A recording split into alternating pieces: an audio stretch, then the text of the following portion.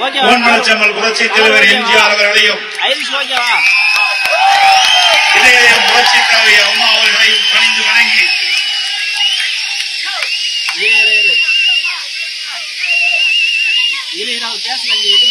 இதயம் புரட்சி தலைவி அம்மா அவருடைய பிறந்தநாள் விழா மற்றும் கொடியேற்று விழா நிகழ்ச்சி கிளைக்கழக நிர்வாகிகள் கூட்ட நிகழ்ச்சிக்கு தலைமை தாங்கி தலைமுறையாற்றிய மாவட்ட கழகத்துடைய செயலாளர் அன்பு சகோதரர் முன்னாள் எம்எல்ஏ திரு குமரகுரு அவர்களே, நிகழ்ச்சியிலே காலம் நேரம் கருதி சுருக்கமாக பேசி அமர்ந்திருக்கின்ற முன்னாள் அமைச்சர் கழக அமைப்பு செயலாளர் அனந்த் பா மோகன் அவர்களே, இந்த மாவட்டத்தினுடைய தேர்தல் பொறுப்பாளராக நியமிக்கப்பட்டிருக்கின்ற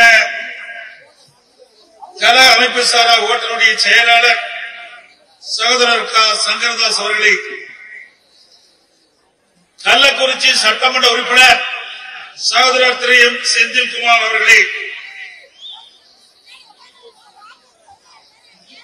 முன்னாள் எம்எல்ஏ மரியாதைக்குரிய அழகவேல் பாபு அவர்களே, முன்னாள் எம்எல்ஏ தம்பி திரு பிரபு அவர்களே,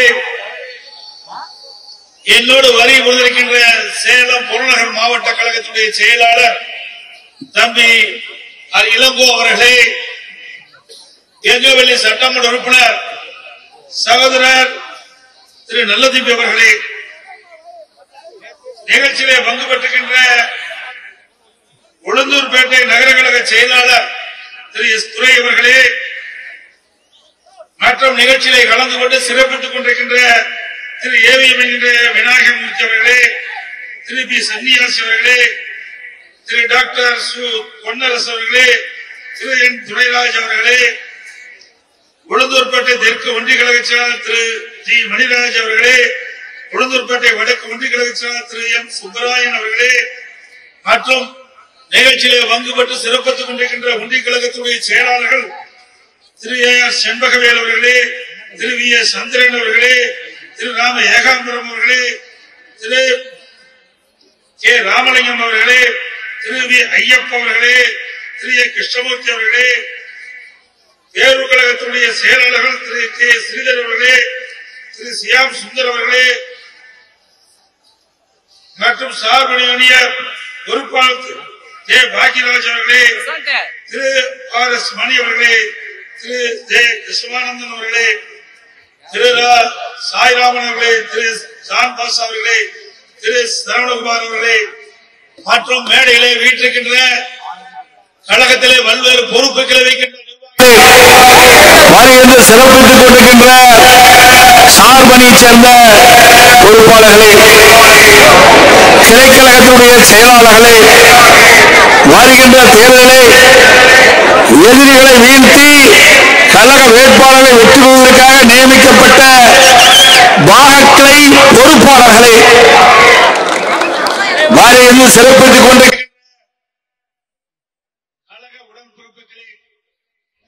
பெரியோர்களே, தாய்மார்களே, விவசாயிகளே, விவசாய தொழிலாளிகளே, பத்திரிகையாளர்களே, ஊடக நண்பர்களே, அத்தனை பேருக்கும் என்னுடைய முதற்கண் நன்றி கலந்த வணக்கத்தை உரித்தாக்கின்றேன். எனக்கு முன்னால உங்களுடைய மாவட்ட செயலாளர் முன்னாள் எம்எல்ஏ சகோதரர் குமரகுரு அவர்கள் நான் ஒரு 10 நிமிஷத்துல பேசிட்டு வந்தேன்னு சொல்லி மைக்க பிடிச்சாரு. அரை மணி நேரம் வெளுத்து வாங்கிட்டார். அவர் மனதில் இருக்கின்ற அத்தனை குமரனா வெளியிலே கொட்டி தீர்த்துட்டார். அப்படி உணர்ச்சி போங்க திறமையான திறம்பட செயல்படக்கூடிய மாவட்ட செயலாளர் அறிவிச்சார் குமரகுரு என்பதை இந்த நேரத்தில் மகிழ்ச்சியுடன் தெரிவித்துக் கொள்கின்றேன். இங்கே பாக கிளைக்கழக நிர்வாகிகள் கூட்டம் நம்முடைய பகுதியில் இருக்கின்ற அனைத்து கழகத்தினுடைய பொறுப்பாளர்கள் இங்கே வந்து அவர்களுக்கு பக்கபலமாக இந்த அரங்கம் நிறைய குவிந்திருக்கின்றனர். இந்த பிரம்மாண்டமான கூட்டத்தை பார்க்கின்ற பொழுது இது பாக கிளைக்கழக கூட்டம் இல்ல, அண்ணா திமுக மாநாடு என்று சொல்லுகின்ற அளவிற்கு கடல் போல் மக்கள் வெள்ளம் காட்சியளித்துக் கொண்டிருக்கின்றனர். இன்றைக்கு நம்மை பார்த்து ஸ்டாலின் பேசுறாரு, அண்ணா திமுக இதோட முடிஞ்சு போச்சுங்கிறாரு. அருமை சகோதரர் சொல்றாரு, பொம்மை முதலமைச்சர் திரு ஸ்டாலின் அவர்களே பகல் கனவு கண்டு கொண்டிருக்கின்றீர்கள். உடைய கனவு பகல் கனவு. இங்கே வந்திருக்கின்ற அனைத்து இந்திய அண்ணா திராவிட முன்னேற்ற கழக சிப்பாய்கள் நாட்டை காப்பதற்கு ராணுவம் எப்படியோ அனைத்து இந்திய அண்ணா திராவிட முன்னேற்ற கழக வெற்றிக்கு இங்கே குவிந்திருக்கின்றார்கள் சிப்பாய்கள். மாவட்ட செயலாளர் சொன்னதை போல ஒவ்வொரு அனைத்து இந்திய அண்ணா திராவிட முன்னேற்ற கழக தொண்டனும் நிர்வாகியும் பூத் கழக நிர்வாகிகளும் சிறப்பாக செயல்பட்டு நடைபெறுகின்ற 2026 நடைபெறுகின்ற சட்டமன்ற தேர்தலில் அனைத்து இந்திய அண்ணா திராவிட முன்னேற்ற கழகம் அது இடைவெளியில் வென்று தனிப்பெரும் கட்சியாக ஆட்சி அமைக்கும்.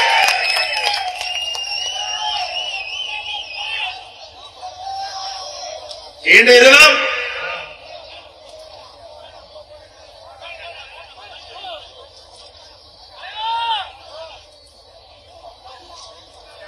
பாக கிளைக்கழக கூட்டம் கிட்டத்தட்ட ஏற்கனவே சின்னச்சேலம் பகுதியில் முதலாக பாக கிளைக்கழக கூட்டம் தமிழ்நாட்டிலே கள்ளக்குறிச்சி மாவட்டத்தில் தான் முதலிலே இந்த பாக கிளைக்கழக நிர்வாகிகள் கூட்டம் கூட்டப்பட்டது. அதுக்கு பிறகு இப்பொழுது இந்த உளுந்தூர்பேட்டை நகர பகுதியிலே பிரம்மாண்டமான அரங்கிலே கிட்டத்தட்ட 25,000 பேர் குழுமை இருக்கின்ற இந்த கூட்டம்.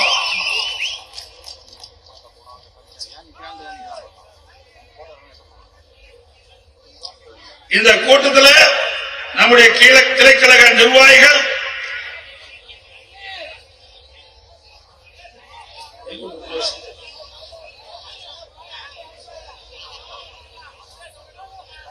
இங்கே பாக கிளைக்கழக நிர்வாகிகள் கூட்டம் மிக சிறப்பாக எழுச்சியாக நடந்து கொண்டிருக்கிறது.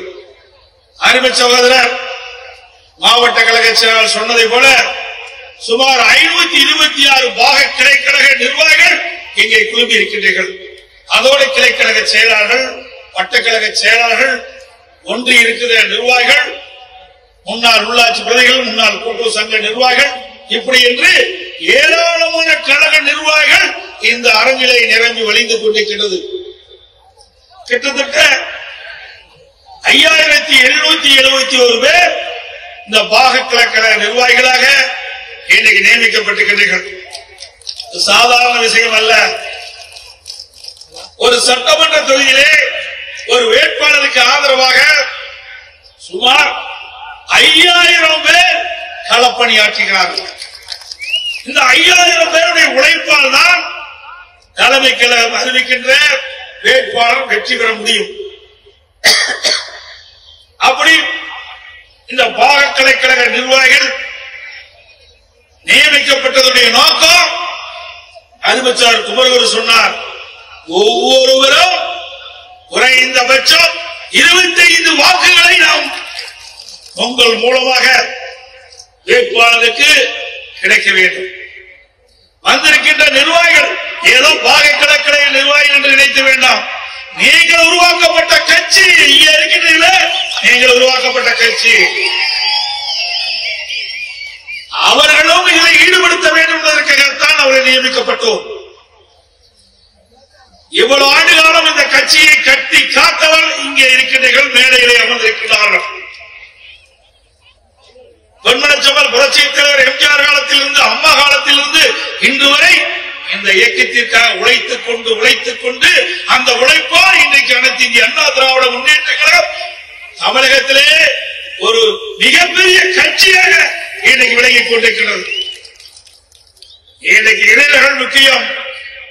ஒரு இயக்கம் வாழையாக தொடர வேண்டும் என்று சொன்னால் அந்த இயக்கத்திற்கு இளைஞர்கள் தேவை. அந்த இளைஞர்கள் நம்முடைய அண்ணன்மார்கள், தம்பிமார்கள், அக்காமார்கள், சகோதரிகள், அவர்களுக்கு பயிற்சி கொடுக்க வேண்டும். தனக்கு பின்னால் இந்த இயக்கம் தொடர வேண்டும். அதற்காகத்தான் பாக கிளைகளிலே நாம் உருவாக்கி இருக்கிறோம். என்னை எடுத்துங்க, நான் 33 வயசுல எம்எல்ஏ ஆனேன். 33 வயதுல நான் எம்எல்ஏ ஆனேன்.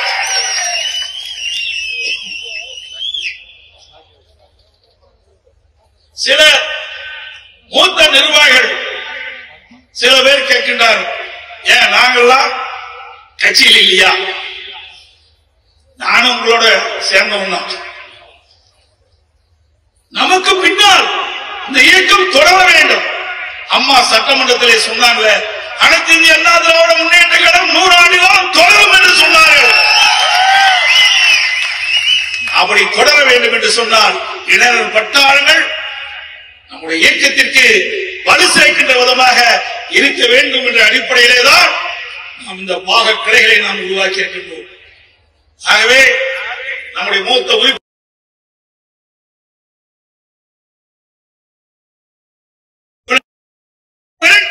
வெற்றி கொடியை நாட்ட வேண்டும். தேர்தலிலே எறும்பை போல சுறுசுறுப்பாக, தேனீக்களை போல சுறுசுறுப்பாக செயல்பட்டு தலைமை கழகம் அறிவிக்கின்ற வேட்பாளரை அதிக வாக்கு வித்தியாசத்திலே வெற்றி பெற செய்ய வேண்டும். ஏனென்று சொன்னால் கள்ளக்குறிச்சி மாவட்டம் என்று சொன்னால் அதிமுக கோட்டை என்பதை நிரூபித்து காட்ட வேண்டும். தேர்தலிலே அந்த வலிமை உலகத்திலே இருக்கின்றது, அந்த திறமை உலகத்திலே இருக்கின்றது. ஆக இந்த மாவட்டத்தில் இருக்கின்ற 5 சட்டமன்ற உறுப்பினர் உங்களால் கொடுக்கப்பட வேண்டும். நமக்கு கூட்டணி பலமான கூட்டணி அமையும், கவலைப்படாதீங்க. முதல் கட்டமாக பாரதிய ஜனதா கூட்டணி அமைச்சிருக்கிறோம். அதில் கூட ஸ்டாலின் பேசுகிறார், சட்டமன்றத்திலே பேசுறார், ஐயோ ஏன் பாரதிய ஜனதா கட்சியோட கூட்டணி வச்சுட்டீங்களே, நாங்க யாரோட கூட்டணி வச்சா உனக்கு என்ன கவலை? சொன்ன மாதிரி தம்பி சொன்ன மாதிரி பயம் வந்துட்டது, மாவட்டத்தில் சொன்ன மாதிரி பயம் வந்துட்டது ஸ்டாலின் அவர்களுக்கு. அனைத்து இந்திய அண்ணா திராவிட முன்னேற்ற கழகம் பாரதிய ஜனதா கட்சியின் கூட்டணி வைத்துள்ளனரே ஸ்டாலினால் பொறுக்க முடியவில்லை. கூட்டணி வைக்கின்ற நோக்கம் வாக்குகள் சிதறாம நமக்கு உடைய வேட்பாளருக்கு கிடைக்க வேண்டும். திமுக என்ற தீய சக்தி மக்கள் விரோத அரசை அகற்றப்பட என்பதற்காக நாம் கூட்டணி வைக்கின்றோம். சிந்தாமல் சிதறாமல் அனைத்து வாக்குகளும் நாம் நிறுத்தப்படுகின்ற வேட்பாளர் கூட்டணி வேட்பாளர் கிடைக்க வேண்டும் என்ற நோக்கத்தின் அடிப்படையிலே நாம் கூட்டணி அமைக்கின்றோம்.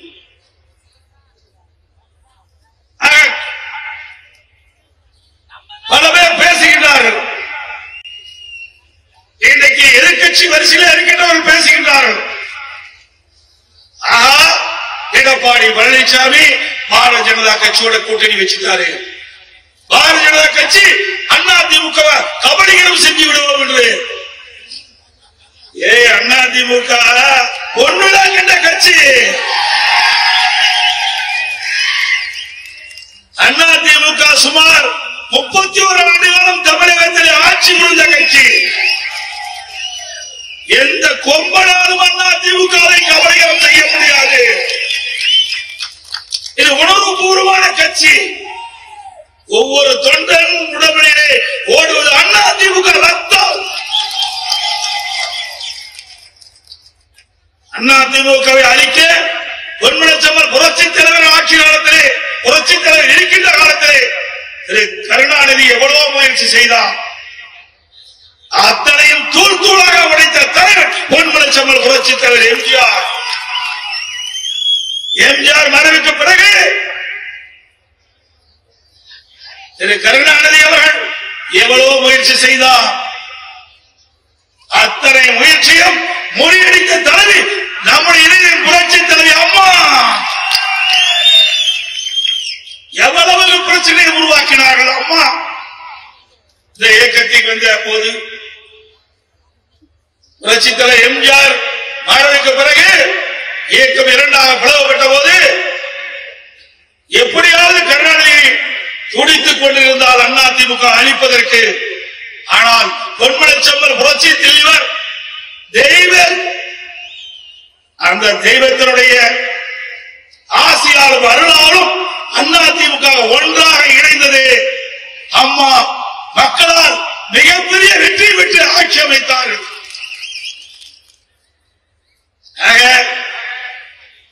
திரு கருணாநிதினாலே முடியல, அதிமுக வீழ்த்த முடியல, உடைக்க முடியல. ஸ்டாலின் அவர்களே, உங்களுடைய கனவு ஒருபோதும் பலிக்காது. இன்னைக்கு அம்மா மறைவுக்கு பிறகு எவ்வளவோ முயற்சி செய்து பார்த்தார் ஸ்டாலின் அவர்கள். அதிமுக உடைக்க சில சந்தர்ப்பவாதிகள் நன்றாக தெரியும், சில துரோகிகள் எட்டப்பர்கள் திமுகவோடு சேர்ந்து அம்மா ஆட்சி கவிழ்க்க நினைத்தார்கள். மக்களால், மக்களுடைய ஆதரவால், அதிமுக சட்டமன்ற உறுப்பினரால் சட்டமன்றத்திலே பெரும்பான்மை நிரூபிக்கப்பட்டு அதிமுக ஆட்சியை தொடர வைத்தோம். அப்பொழுது கூட ஸ்டாலின் பொறுக்க முடியாம சட்டை கிழிச்சிட்டு வெளியில போன. அதிமுக உடைக்க நினைத்தவர்களை சட்டை கிழித்துக் கொண்டு வெளியேறிய காட்சி எல்லா தொலைக்காட்சியிலும் வந்தது.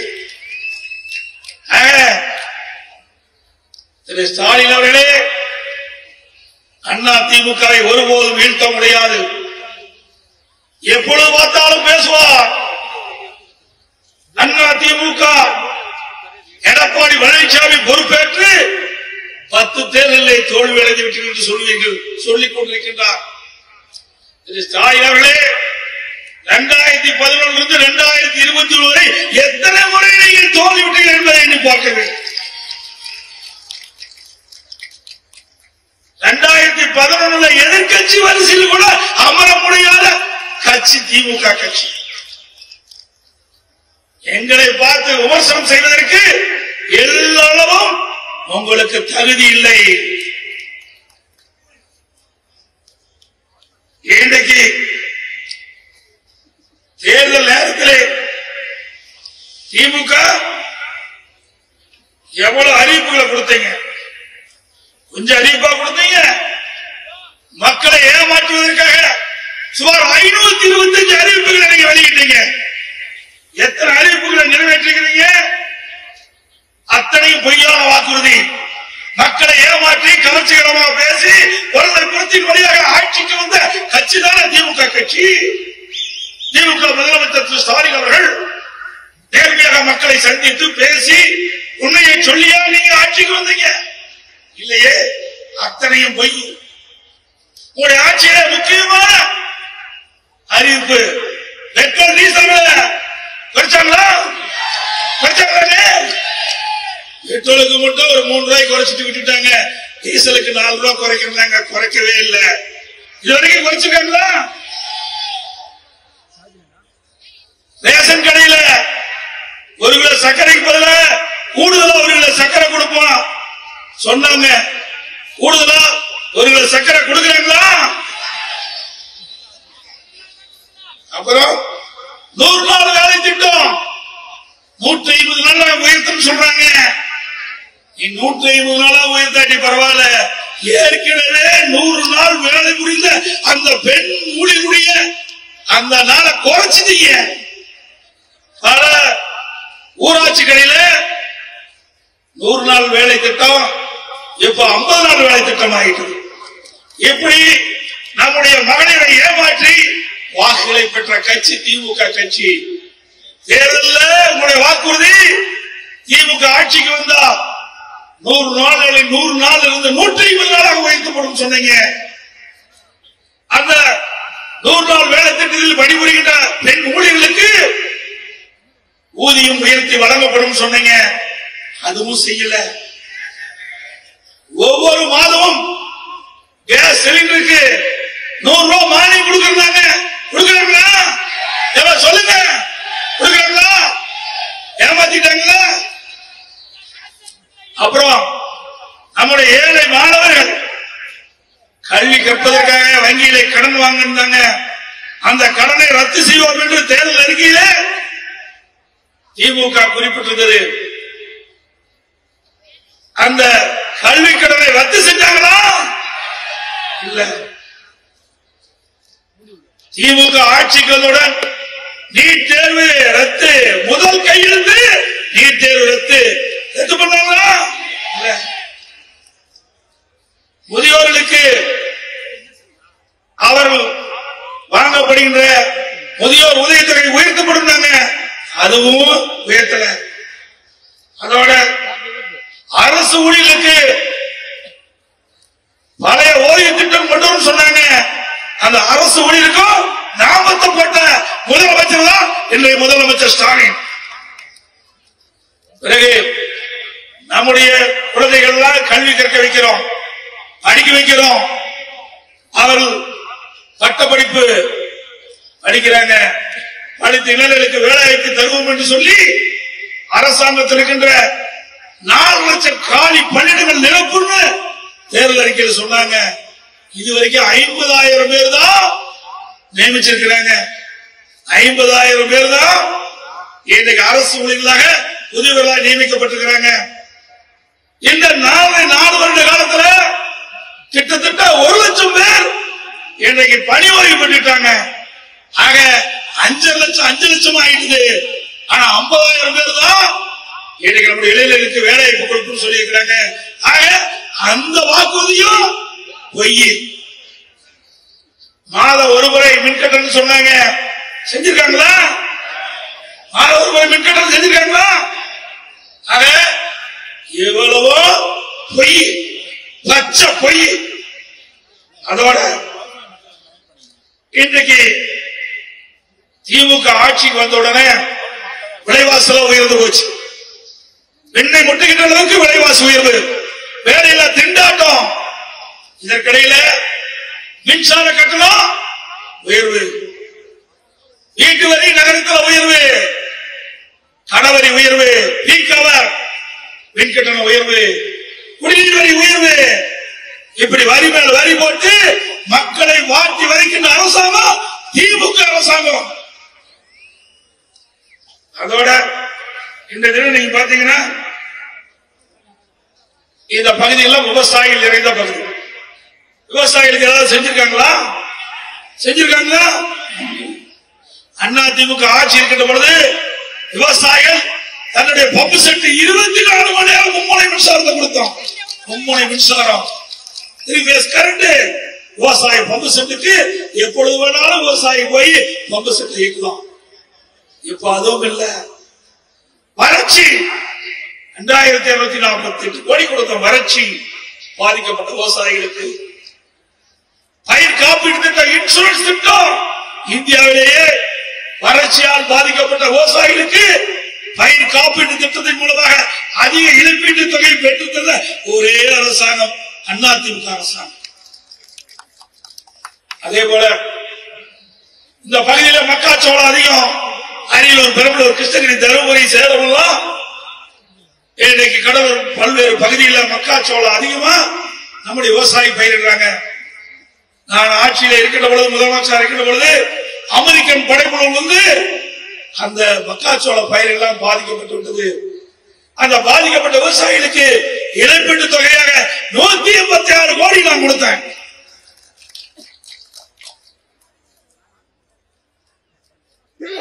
அடுத்த ஆண்டு அதோட மக்காச்சோளம் பயிரிட்ட அந்த விவசாயிகளுக்கு அமெரிக்கன் படைப்புழு விழுந்தவுடனே எங்கெல்லாம் அந்த அமெரிக்கன் படைப்புழு விழுந்ததோ அந்த விவசாய தோட்டத்திலே அரசாங்கமே பூச்சிக்கொல்லி மருந்து 48 கோடிகளை அடித்து அந்த விவசாயிகளுடைய பயிரை காப்பாற்றிய அரசாங்கம் அதிமுக அரசாங்கம். இப்படி ஏதாவது ஒன்னாவது நீ செஞ்சிருக்கிறியா சொல்லுங்க பார்க்கலாம். பயிர்க்கடை விவசாயிகளாகிய பயிர்க்கடை நம்முடைய தொடக்க வேளாண்மை கூட்டுறவுகளை தள்ளுபடி செஞ்சது நாம. திமுக ஒரு அறிக்கை வெளியிட்டாங்க தேர்தல் நேரத்தில் 5 சவரனுக்கு குறைவாக நகை வைத்தீர்கள் தொடக்க வேளாண்மை கூட்டுறவு கூட்டுறவு அமைப்பிலே அடமானம் வைத்து அந்த நகையை வைத்து பணத்தை பெற்றுக் கொள்ளலாம் என்று நம்முடைய மகளிரும் பார்த்தாங்க. ஆகா, திரு ஸ்டாலின் முதலமைச்சராக வந்தா 5 பவுன் கொண்டு போய் வச்சா நமக்கு பணம் கிடைக்கும் அப்படின்னு எண்ணிட்டு போய் 10 பவுன் 2ஆ வெட்டி 3ஆ வெட்டி 3 பேருக்கு மேல கொண்டு போய் சொசைட்டில வச்சாங்க. திரு ஸ்டாலின் ஆட்சிக்கு வந்தார். எவ்வளவு பேர் கணக்கு போட்டாங்க? 48 லட்சம் பேர் இந்த 5 சவரனுக்கு குறைவாக தொடக்க வேளாண்மை கூட்டுறவு வங்கியிலே அவர்களுடைய நகை வச்சு பணத்தை எதிர்பார்த்துட்டு இருந்தாங்க. உடனே ஸ்டாலின் என்ன சொன்னார் சட்டமன்றத்தில்? அவருடைய அமைச்சர், அந்த துறையுடைய அமைச்சர், தகுதியானவருக்கு தான் கொடுப்போம் சொல்லிட்டார். எப்படி மக்களை ஏமாத்துறாங்க பாரு, எப்படி நம்ம சகோதரிகளை ஏமாத்திருக்காங்க பாருங்க. பாவம் ஒன்னா இருந்த சைனை 3ஆ வெட்டி கொண்டு வச்சு அவனுக்கு தகுதியானவருக்கு தான் கொடுப்போம் சொல்லி முதலே அறிவிச்சிருந்தா நம்முடைய தாய்மார்களும் நம்முடைய சகோதரிகளும் அந்த நகை கொண்டு போய் தொடக்க வேளாண்மை கூட்டுறவுகளை வச்சிருக்க மாட்டாங்க. 48 லட்சம் பேர் வச்சு 35 லட்சம் பேருக்கு தான் அந்த பணம் கிடைச்சது. நகை வைத்தவர்களுக்கு பணம் கிடைத்தது. அது எப்படி? 5 சவரன் வச்சவர்களுக்கு கிடைக்கல, 2 பவுன் 3 பவுன் 1/2 பவுன் வச்சவர்களுக்கு தான் அந்த உதவி கிடைச்சது. மீதி எவ்வளவு? 13 லட்சம் பேர் சொசைட்டில நோட்டீஸ் விட்டுட்டாங்க. உங்களுக்கு எல்லாம் கடன் தள்ளுபடி இல்ல, வாங்கிய பணத்தை வட்டியுடன் கொடுக்க வேண்டும் என்று சொல்லிட்டான். அந்த குறிப்பிட்ட காலத்தில் வட்டியுடன் கொடுக்கலைன்னா அபராத வட்டி போட்டுட்டான். நகையே மூழ்கி போச்சு. ஆக திரு ஸ்டாலினையும் உதயநிதியை நம்பி கூட்டுறவு சங்கத்தில் தாங்கள் அணிந்திருந்த நகையை வைத்து நகை இழந்ததுதான் மிச்சம் திமுக ஆட்சியில.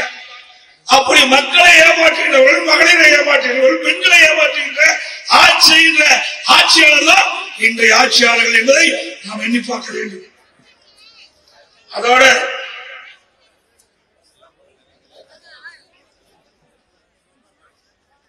இன்னொன்னு, எப்ப பார்த்தாலும் ஸ்டாலினுடைய ஆட்சியில கொலை, கொள்ளை, திருட்டு, வழிப்பறிவு நடக்காத நாடே இல்லை. நீங்க பேப்பர்ல பார்த்தாலும் சரி, தொலைக்காட்சியில் பார்த்தாலும் சரி, பாலியல் கொடுமை இன்னைக்கு தொடர்கதையாக இருக்கிறது. அதுக்கு என்ன காரணம்?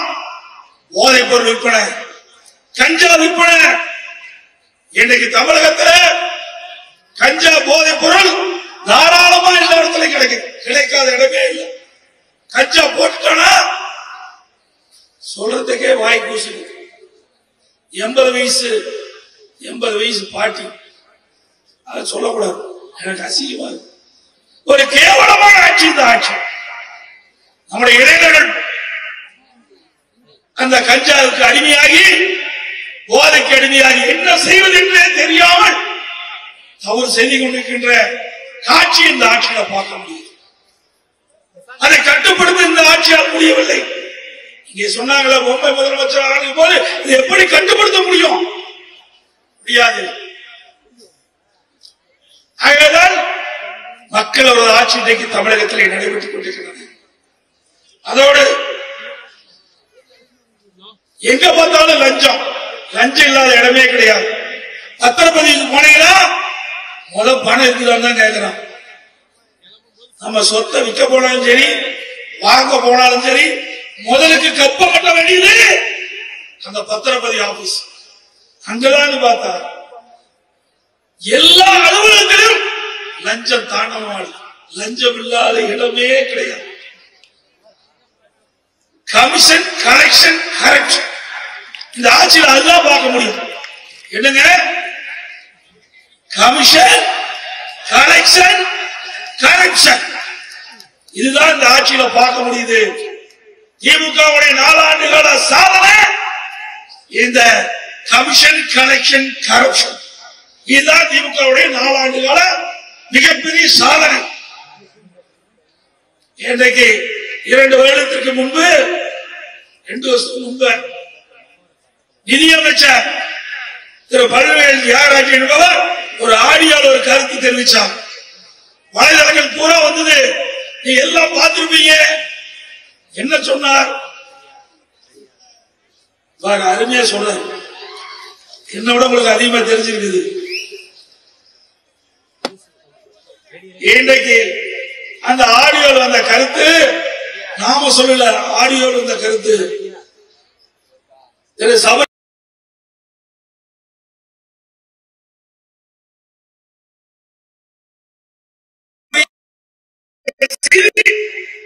ஒரு நிதியமைச்சர் மூலமாக வலைதளங்களிலே வந்த செய்தி. அப்படி 2 வருஷத்துக்கு முன்பே 30,000 கோடினா இப்ப எத்தனை ஆயிரம் கோடி இந்த அரசாங்கம் கொள்ளையடிச்சிருக்கிறதை நீங்க எண்ணி பாருங்க. அதோட இன்னொன்னு அனுப்பிய சொல்லிட்டு அடுத்த சப்ஜெக்ட் டாஸ்மாக் 10 ரூபா. 10 ரூபாய்னா யாருங்க? ஓ 10 ரூபா பாலாஜா. நாங்க சொல்லல, மக்கள் சொல்றாங்க. ஏழை மக்கள் இரவு பகல் பாராமல் ரத்தத்தை நேர்மையாக சிந்தி உழைக்கின்ற அந்த உழைப்பாளி இங்க கடைக்கு போய் அந்த வாட்டர் பாட்டில் வாங்கினா 10 ரூபா கொடுத்தாதான் அந்த பாட்டில் கொடுக்குறோம். இப்படி அநியாயம் நடக்கின்ற கட்சி ஆட்சி திமுக ஆட்சி. அதனாலதான் அவர் போய் 453 நாள் உள்ள இருந்திருக்கிறார். ஏன்னா இங்க இருக்கின்ற ஏழடி வயிற்றுச்சல், வயிற்றுச்சல் இங்க இருக்கின்ற ஏழுடைய வயிற்றுச்சல். ஆக எங்கிட்ட போய் 10 ரூபாய் வாங்குறையா அப்படின்னு ஒவ்வொரு முறையும் கடைக்கு போகும்போதெல்லாம் சொல்லிட்டு போனாங்க. ஆண்டவன் பார்த்தாங்க, உனக்கு சரியான தண்டனை கொடுக்கணும்னு அவருக்கு 453 நாள் எதிர்த்தாரு. ஜெயில இருந்தாரா? ஆக 10 ரூபாய்னா சாதாரண நினைச்சுக்காதீங்க. ஒரு நாளைக்கு கிட்டத்தட்ட 1 கோடி பாட்டில் விற்குது. 1 கோடி பாட்டில்னா எவ்வளவு ஆச்சு? 10 கோடி ஆச்சு.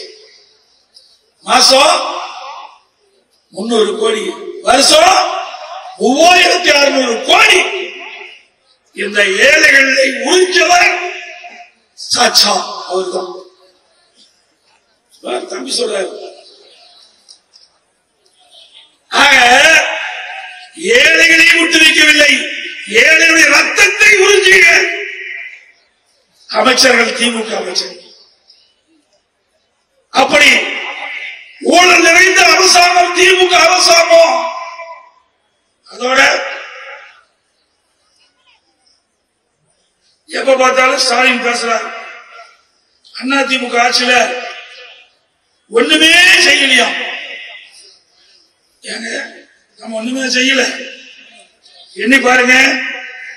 இங்க இந்த கள்ளக்குறிச்சி மாவட்டம் அருமை சகோதரர் குமரகுரு அவர்கள் நான் முதலமைச்சர் இருக்கும் போது அடிக்கடி வந்து சொல்லுவார், அண்ணா கள்ளக்குறிச்சியை தலைநகரமாக கொண்டு ஒரு மாவட்டத்தை பிரிச்சு கொடுங்க.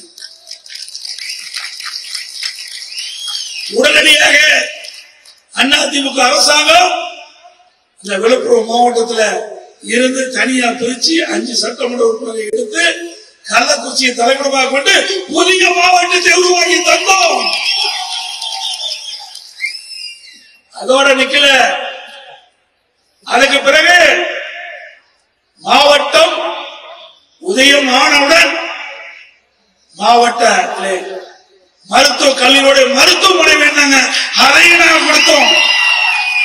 400 கோடி 400 கோடியில பிரம்மாண்டமான அரசு மருத்துவக் கல்லூரி மருத்துவமனை கொடுத்தோம். அவர் பொண்ணு டாக்டர்.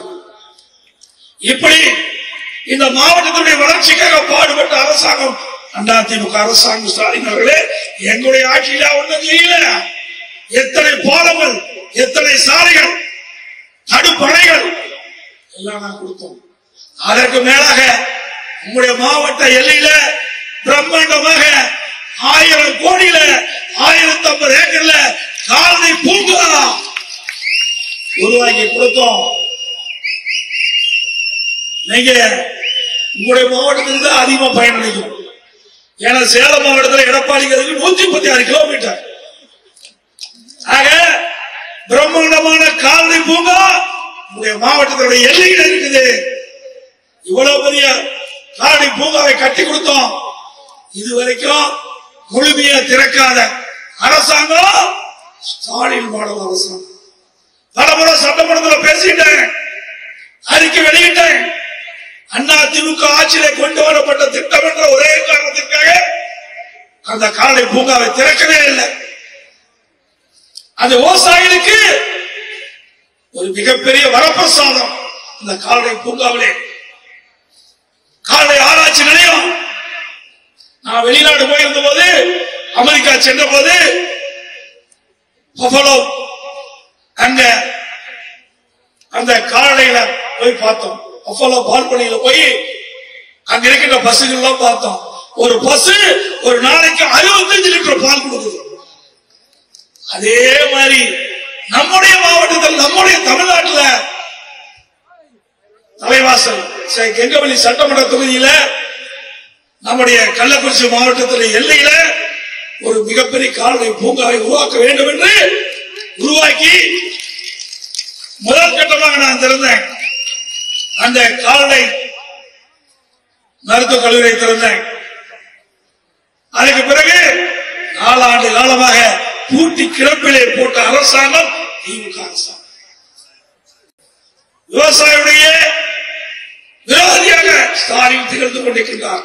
உண்மையிலேயே அரசியல் காழ்ப்புணர்ச்சி இல்லாம விவசாயிகளை எண்ணி பார்த்து அது எந்த அரசாங்கம் கொண்டு வருது என்பது முக்கியம் அல்ல, இது எந்த அளவுக்கு விவசாயிகளுக்கு பயன்படுகிறது என்பதை உணர்ந்து அந்த கால்நடை பூங்கா திறக்கப்பட்டிருந்தால், பயன்பாட்டை கொண்டு வந்திருந்தால், இன்றைக்கு கலப்பின பசுகளை உருவாக்கி கள்ளக்குறிச்சி மாவட்டத்தில் விவசாயிகளுக்கு இலவசமாக கொடுத்திருப்போம்.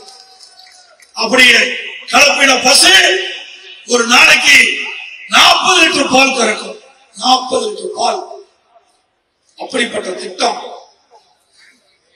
இதையெல்லாம் முடக்கிய அரசாங்கம் திமுக அரசாங்கம். சிந்திச்சு பாருங்க. அதே போல அம்மா மெடிக்கலை கொண்டு வந்தோம். அது எந்தெந்த அரசாங்கத்துக்கு வழி இருந்தது தெரியல.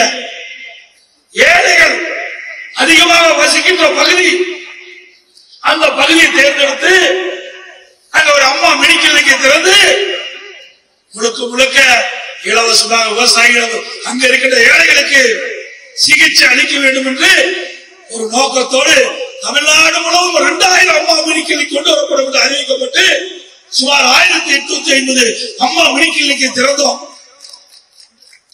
அரசியல் காழ்ப்புணர்ச்சியின் காரணமாக அந்த அம்மா மெடிக்கலுக்கும் மோடி அரசாங்கம், ஸ்டாலினுடைய அரசாங்கம். இந்த மாவட்டத்தில் மட்டும், கள்ளக்குறிச்சி மாவட்டத்தில் மட்டும் 14 அம்மா மெடிக்கலை மூடி இருக்கிறாங்க. ஏழைகள் ஏதாவது நோய்வாய்ப்பட்டா அந்த பகுதியிலேயே அம்மா மெடிக்கல் இருக்கின்ற பொழுது போய் நீ சிகிச்சை பெற்று, அதுல என்ன உனக்கு கஷ்டம், அதுல என்ன உனக்கு அரசியல் தேவை? இப்படி அதிமுக ஆட்சியிலே கொண்டு வரப்பட்ட திட்டங்கள் ஒவ்வொன்றாக முடக்கிய அரசாங்கம் விடியா திமுக அரசாங்கம். அதோட மருத்துவமனையில முழுமையா மருத்துவர் இல்ல, செவிலியர் இல்ல, மருத்துவ உதவியாளர் இல்ல. இப்படி அவ்வளவு நில தமிழகத்திலே விளங்குகிறது. மருந்து இல்ல, அரசு மருத்துவமனையில மாத்திரை இல்ல. அதிமுக ஆட்சி இருக்கின்ற பொழுது அம்மா முதலமைச்சர் இருந்த பொழுதும் சரி, நான் முதலமைச்சர் இருந்த பொழுதும் சரி, தமிழ்நாட்டில் ஒட்டுமொத்தமாக அந்த மருந்துகள் எல்லாம் கொள்முதல் செய்யப்பட்டு ஒவ்வொரு அரசு மருத்துவமனைக்கும் 3 மாதத்திற்கு தேவையான மருந்து மாத்திரை ஊசிகள் வழங்கப்பட்டது. அரசாங்கம் நம்முடைய அரசாங்கத்தில் ஏழை மக்கள் தான் நம்முடைய அரசு மருத்துவமனைக்கு போறாங்க. அப்படி ஏழை மக்கள் நோய்வாய்ப்பட்டு போகின்ற பொழுது அவர்களுக்கு தேவையான சிகிச்சை அளிக்கின்ற பொழுது அவர்களுக்கு மாத்திரை மருந்து ஊசி எதுவுமே இல்லாத ஒரு அவல நிலை ஆட்சியை சிந்திச்சு பாருங்க, எவ்வளவு மோசம். அதோட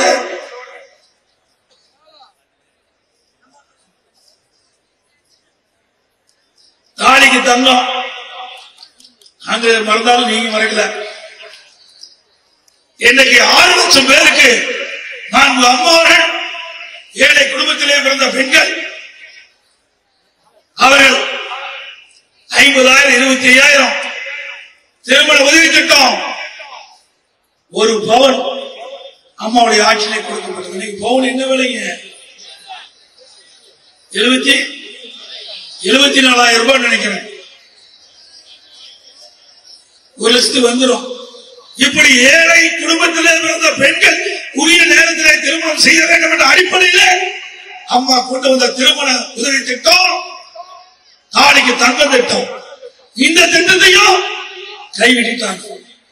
நம்முடைய குழந்தைகள் அறிவுபூர்வமான கல்வி கிடைப்பதற்காக மடிக்கணினி கொடுத்தோம், அந்த மடிக்கணினியும் கைவிட்டாங்க. இன்னைக்கு அதிமுக ஆட்சி இருக்கின்ற வரை அம்மா துவங்கப்பட்ட திட்டம், அம்மா மறைவுக்கு பிறகு அந்த திட்டம் தொடர்ந்தது. சுமார் 52,30,000 பேருக்கு நாங்க விலையில்லா மடிக்கணினி கொடுத்தோம். இதற்காக சுமார் 7,500 கோடி அரசாங்கம் நிதி ஒதுக்கி ஸ்டாலின் அவர்களே இவ்வளவு திட்டங்களை கொடுத்தோம். அதே போல கிராமத்தில் இருக்கின்ற ஏழை பெண்கள் சுயமாக அவர்கள் பொருளாதாரம் ஈட்ட என்பதற்காக விலையில ஆடுகள் கொடுத்தோம், கறவை மாடுகள் கொடுத்தோம். அதெல்லாம் கொடுக்கவே இல்லையா? இல்ல, கை வச்சுட்டாங்க. விலையில்லா வேஷ்டில அதிமுக ஆட்சியில புரட்சித்தலைவர் எம்ஜிஆர் கொண்டு வந்த திட்டம் அதுவும் கிடைக்கல முழுமையா, எல்லாமே ஊழல். அதோட இன்னைக்கு அதிமுக ஆட்சியில பல திட்டங்கள் கொண்டாந்தோம். அதிமுக ஆட்சி வந்தா பொங்கலுக்கு கிடைக்கும். அதோட இன்னைக்கு அறிவிச்சாளர் குமரூர் சொன்னார், ஆரம்ப கல்வி, நடுநிலை பள்ளி, உயர்நிலை பள்ளி, மேல்நிலை பள்ளி, கல்லூரி என்று இன்னைக்கு அனைத்து இந்திய அண்ணா திராவிட முன்னேற்ற கழக ஆட்சியில் தான் அதிக ஆரம்ப பள்ளியை துவக்கணும், நடுநிலை பள்ளியை துவக்கணும், உயர்நிலை பள்ளியை துவக்கணும், மேல்நிலை பள்ளியை துவக்கணும். இதன் மூலமாக இன்றைக்கு கல்வி கற்போட எண்ணிக்கை